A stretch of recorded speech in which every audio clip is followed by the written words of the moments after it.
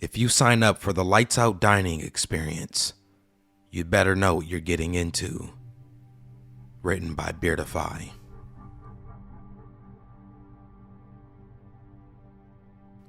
For dinner last night, I had a bowl of fresh from the box mac and cheese, a supermarket bag salad, 20% off, and an off-brand light beer. I enjoyed this gourmet feast on a tray in front of the TV because Terminator 2 was on. I tell you this so that you will understand that I am not, in any sense, a part of the high-end food world. My fiance, on the other hand, was. Rosalie self-identified as a foodie, and slept with a copy of Salt, Fat, Acid, Heat on her nightstand. She was constantly scouring local markets for the freshest ingredients and newest combinations. She didn't mind ingredient lists a mile long or dishes that took time to make. Cooking was her zen, and the kitchen was her temple. That meant, of course, that we also had to make big trips to the hottest restaurants. I didn't share my Rosalie's passion for food, but we shared just about everything else. Different as we were both willing to learn and grow together. I never had that with anyone else, and I wonder if I ever will again. You see, my fiance, Rosalie, died a few months ago. I was a mess for weeks after. I soon realized that I needed to say goodbye to Rosalie in a way that a closed casket and a few hollow words hadn't provided. I decided to try an experience that had been Rosalie's last obsession. That was eating at a dark restaurant. If you don't know, the concept of a dark restaurant is that by depriving the diner of their sight, they are able to focus more fully on their sense of taste. Some say it's gimmicky, some say it's science. I just thought it might be a way to find closure and move on with my life. The only dark restaurants that I could find were hundreds of miles from the mid-sized city where I lived. Not only that, but a lot of them looked incredibly expensive and pretentious as well. If there's one thing I learned visiting taco trucks with Rosalie, it was that price was no guarantee of quality. Not only that, but often restaurants that focused most on appearances cut corners in other areas, like treatment of staff, for instance, and stressed, underpaid workers often cut corners themselves just to get through the day. Rosalie used to say that some places were so toxic you could feel it as soon as you walked through the door. Taking care of Rosalie's old belongings were hard. I sorted through her stuff a little at a time, partly to lose myself in the memories, partly because I didn't have the stomach for much more. I knew that once I sealed up that last cardboard box, she'd really, truly be gone. I was going through her nightstand drawers when I found it. An ad for a mobile dark restaurant called the Lights Out Experience. Based on its tour dates, the Lights Out Experience would be coming through my town in just a few days. I scrambled to call the number on the leaflet and make a reservation. An automated voice walked me through the steps as I used my phone's keypad to punch in the date and time I wanted to visit Lights Out. It was annoying, but as something of an introvert, I think I actually prefer a machine rather than a person. I scrambled to find a pen when the automated voice read off the address where my Lights Out experience would be.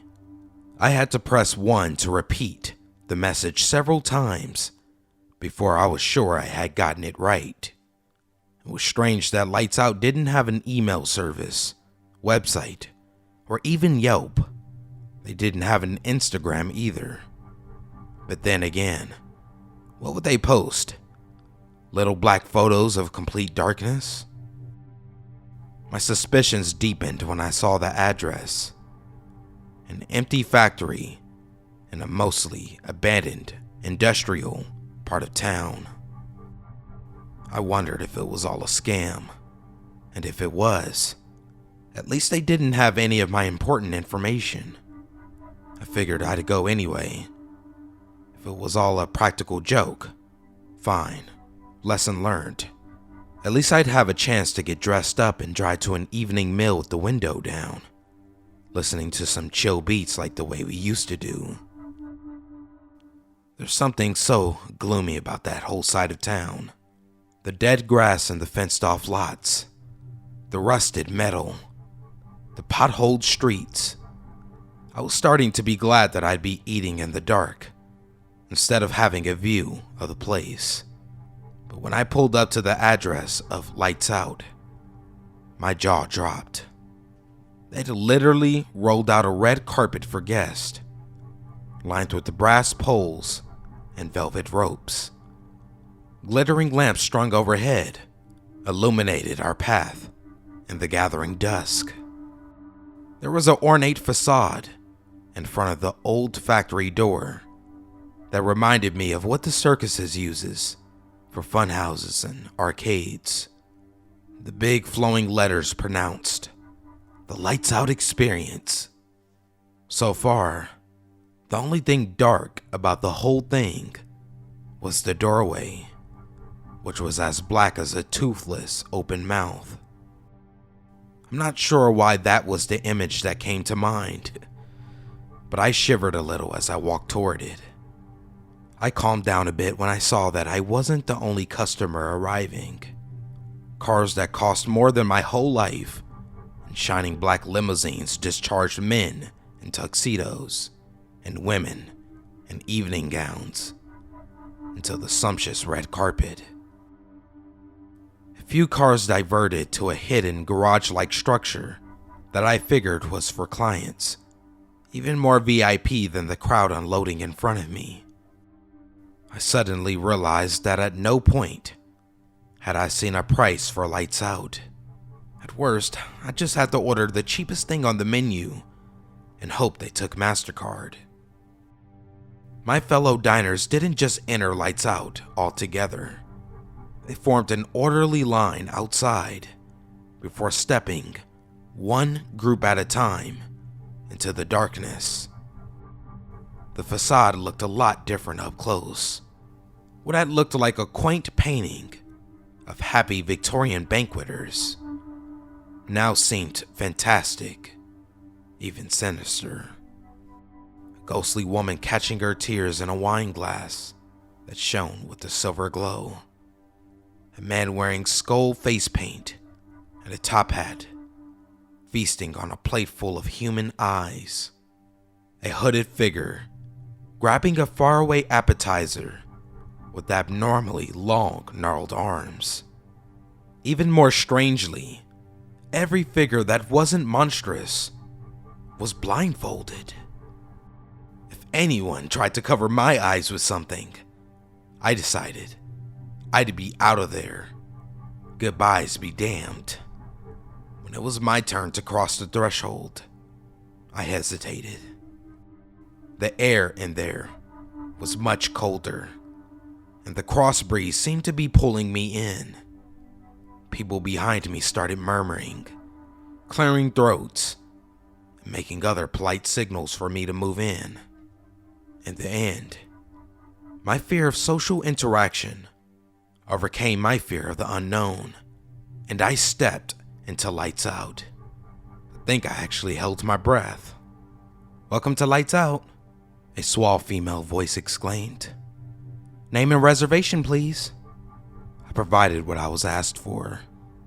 How they checked anything in the absolute pitch black around us, I had no idea. I heard cackling high heels approach me.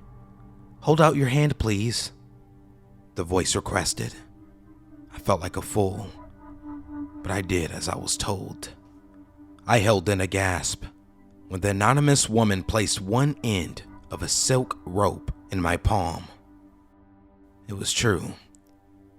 The absence of sight and sound heightened my other senses. I felt every fiber of the cord, and the unexpectedness of it all sent a delicious tingle up my spine. "Now if you'll kindly hold on to the cord and watch your step," the voice added, "I'll guide you to your table." The first thing I noticed was how vast the space was. Everything in the old factory must have been gutted. Felt like I was standing in a massive cave chamber, unable to know where the walls and the ceilings might be. "You definitely seem to know your way around in the dark," I commented, the quiet only broken by the rustling of other guests, and my guide's shoes on the bare concrete was a little unnerving. The tables are in a grid pattern, always the same distance apart, so it's actually quite easy, my guide responded. "And besides, I was born blind, so you could say I'm used to it." "I'm sorry, not to worry, sir. Here we are." I felt the sensual tug of the rope guide me into a plush chair. "Simply hold out your hands to find your dining set. If you need to summon our staff, simply ring the bell in front of you. And, I ventured. "How do I order?" "We offer a set menu, sir, so that won't be necessary. Enjoy your meal." The high hills faded into the distance. I suddenly felt very alone. I couldn't see my hands in front of my face, but I soon ran them over the linen tablecloths, napkins, and silverware, a wine glass, and a water cup. To kill time, I tried to focus on the sounds of the other diners and imagine what they might look like.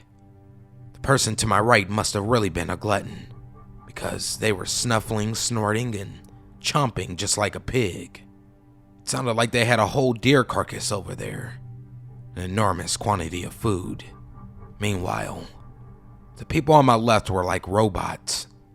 Their cups and silverware clinked so mechanically. Felt like I could set my watch by it. If I could see my watch, that is. For some reason, I imagined them as the Grim Reaper and his family of little Grim Reapers, all out for Sunday dinner. It was a fight to hold back my laughter. Rosalie would have loved this. I heard the sound of pouring and plates being placed in front of me, followed by the tinkling of a tiny bell. "Your first course, sir." The voice was male, so oily and soft and close to my ear that I jumped a little. I was never going to get used to this. Not sure what else to do, I reached out with my fork.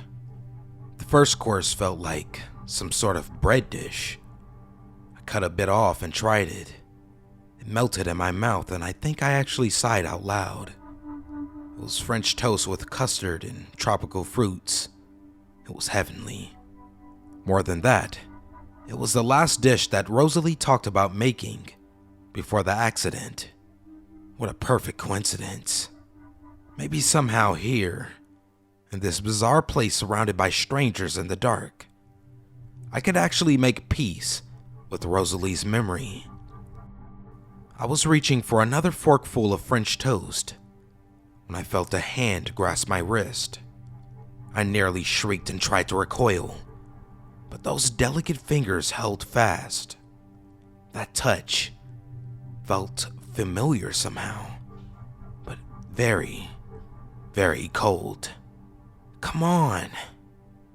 Aren't you going to save me a bite?" It couldn't be. But whoever it was, the person across from me sounded exactly like my dead fiance. I swallowed. My throat was dry. I polished off all of the water in a single go, then reached for the wine. It was a fruity, flavorful Spanish wine called Grullas del Paso, which I only knew about because Rosalie always had it in the house. It was her favorite. What the hell was going on? I think you're at the wrong table. Sorry about that, I stammered. Don't be silly. The voice like Rosalie snorted. There's no other place I'd rather be. Is this some kind of joke? I hissed, starting to get really angry now. Because if it is, it isn't funny. I mean, the French toast isn't that bad, but I think it needs more cinnamon, don't you? The voice like Rosalie asked. You can never add too much cinnamon. Well, I mean, unless you drop the spice jar into the cake. I grinned in spite of myself. It was an inside joke Rosalie and I had. When she was making my mother's 60th birthday cake, the cinnamon container fell into the batter. She baked the whole cake without noticing, and my mother was treated to an odd, lumpy glass object in her birthday cake. If this person had anything to do with my Rosalie, they'd know about that story. They'd react. That could have happened to anyone. My arm received a playful smack. And if she keeps bugging me about my short hair, next time it'll be cayenne pepper. It was impossible. We were talking as if no time at all had passed. As if it had never happened. If this was some kind of horrible prank, fine. I was going to believe for as long as I could. I licked every bit of cream and fruit from my fork as we discussed everything, from the vacations we never got to take to our high school experiences. Even those questions that you never think to ask your partner until it's too late. Like, what was your favorite memory we had together? A tiny bell had rang. Second course, that oily male voice announced. I gotta go now, babe. Rosalie sighed. I'll see you in time. What? I gasped. Wait, no! I reached out wildly, but found only empty darkness. Hey! Rosalie! Hey! I stood blindly and started to wander away from my table until I noticed the heavy silence. Even in the dark, I could feel the eyes watching me. It felt like there were hundreds of them. Have a seat, please, sir, the voice ordered. And I tried to protest. Gnarly fingers as long as my arm pushed me back into the seated position. Nails dug into my skin. And please, enjoy the second course. A rich charred odor sizzled up from the plate in front of me, mixed with caramelized onions and the sour tang of beer. This time I didn't even have to take a bite to recognize the meal. They say smell is the scent, with the closest ties to memory. I remembered this smell very well indeed. October 1990s. I was 5 or 6 years old on a camping trip with my father. It took us forever to set up the ancient, complicated tarp tent and get a fire going. And my stomach was rumbling from the time the steaks came out the cooler. Dad cooked them right on the fire, then made a sauce from the meat drippings, onions, black pepper, mustard, and a splash of beer. Unbeknownst to me, Dad had also buried some potatoes with garlic wrapped in tinfoil under the fire as a side. I burnt my tongue on everything, and it was glorious. It was also the last time my father cooked for me. The first heart attack came a few days later, and it was all downhill from there. I was too young to understand or remember most of it, but that last camping trip together still stands out in my mind. There might be some ashes in the potatoes, my father's voice said from across the table, but they should taste okay anyway. How is this happening? I whispered, flailing blindly again and feeling nothing. Well, you just wrap the potatoes in foil and bury them around the fire. It's not that complicated. Are you okay, kiddo? No, I sobbed. No, I'm definitely not. Dad listened for a solid 20 minutes while I explained everything that had gone wrong in my life. how lonely I'd been in high school, how I never really took advantage of my time in college, my regrets about choosing nursing as a career, how hard it was just to make ends meet, how bleak the future seemed, and Rosalie's accident. He was a good listener. He made a comment here or there, but mostly just gave me room to vent. When the words ran out, I dug into my steak and potatoes, wondering about the presence that waited patiently in the dark on the other side of the table. The bell sounded. This time, I didn't even get a chance to say goodbye. "Be good, kiddo. You turned out all right." With that, my father, or whatever was across from me, stepped back into the absolute blackness and was gone. Dessert is served. My spoon touched the rim of an elegant glass dish. I wondered who my dining partner would be this time. After all, I wasn't close with anyone else who died. I could tell that other diners were also having conversations, but they were always just a bit too faint to understand. Some definitely weren't in English, and others were sounds that I'm not sure you could call a language at all. I didn't want to speculate about what some of them might be eating or discussing. If I had a feeling that I could hear what was going on around me, I'd be too terrified to move. "Hurry up, man," a slurred SoCal voice said from across the table, "or the ice cream's gonna melt." I was stumped. I had no idea who this person could be. Something about the tone felt vaguely familiar, but I couldn't quite put my finger on it. I dug into the ice cream to gain some time. It was the typical cheap chocolate soft serve that you can get for 99 cents at a gas station within walking distance of my old university. That was it. My freshman year, I had a roommate from Southern California. We took a couple of night walks to that gas station for a 1 a.m. snack. "Todd Wurlitzer?" I ventured. "The very same man." I could tell the figure on the side of the table was excited that I'd remembered. "What are you doing here?" I didn't mean to be rude, but I was dumbfounded and a little disappointed that an ex-roommate who I barely remembered was about to be my last interaction here in the otherworldly darkness of the Lights Out experience. I had so many more things I wanted to ask Rosalie, so many more stories I wanted to hear from my dad just one more time. "Hey, yeah." I could almost imagine Todd scratching his neck, awkwardly like he used to do. "It's kinda complicated, man." The more Todd stalled, the more I felt my anger building. Now I remembered what Todd was like. The guy never took responsibility for anything. Not for cleaning his room, not for his schoolwork, not even for his own life.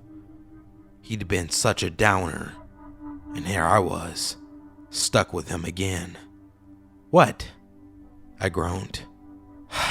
I guess I just want to say thanks." Todd sighed. "Everybody always bailed on me, man. Ever since I was a little kid. Dad bailed for a job in Seattle. Mom stayed but got lost in the bottle, which is just another way to bail, I guess. The friends I had in Cali were my only friends, until somebody better came along. You were the only one who ever invited me someplace and meant it." I blinked. This definitely wasn't what I'd expected. Todd went on. "Look, I get that we only hung a few times, but you were always real with me. I dropped out later, but you gave me this idea that you can go for a night walk with a stranger, and they might really talk to you, and they might even listen if you talk to them. And then you both could just chill and have an ice cream and look at the moon or whatever." It was, my pleasure. I didn't know what to say, but now that I thought about it, I actually had kind of enjoyed those rambling, aimless walks with Todd too. It gave me hope, kept me living, for a while at least. Well, I guess about 4 years and 11 months to be exact, but anyway, They were a good 4 years. I really came out of my shell, partied with some wild people, started drawing. Hey, I actually became a big name in the graphic art world back out west. Pretty cool, huh? You might have even worn one of my t-shirt designs without realizing it. Isn't that trippy? Yeah, I couldn't help but smile. Pretty trippy, man. Hey, look, I gotta bounce, but stay real, okay?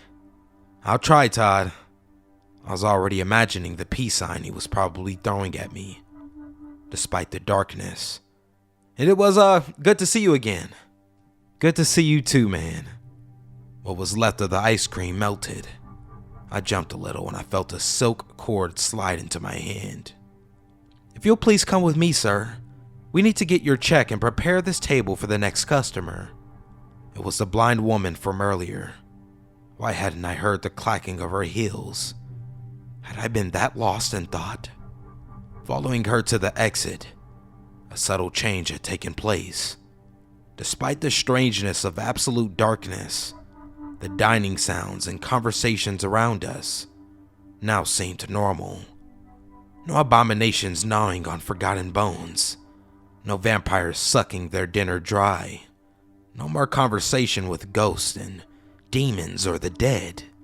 It was a normal restaurant, lost in total obscurity. Once back by the well-lit front desk, I began to wonder if sensory deprivation had made me hallucinate the whole thing. Then I got a look at the bill. It was printed on some gimmicky circus font as the facade outside, but instead of a price, I just saw a large, fancy number 3. What's this? I held up the paper, confused. That's the number of appearances you owe us. Diners who you will entertain here at Lights Out as a payment for your own experience. Some will be others who you'll want to talk to. Others will be those who will want to talk to you. The receptionist smiled. And I'd suggest you put your affairs in order, sir. According to our records, your first appearance is due to be next Tuesday.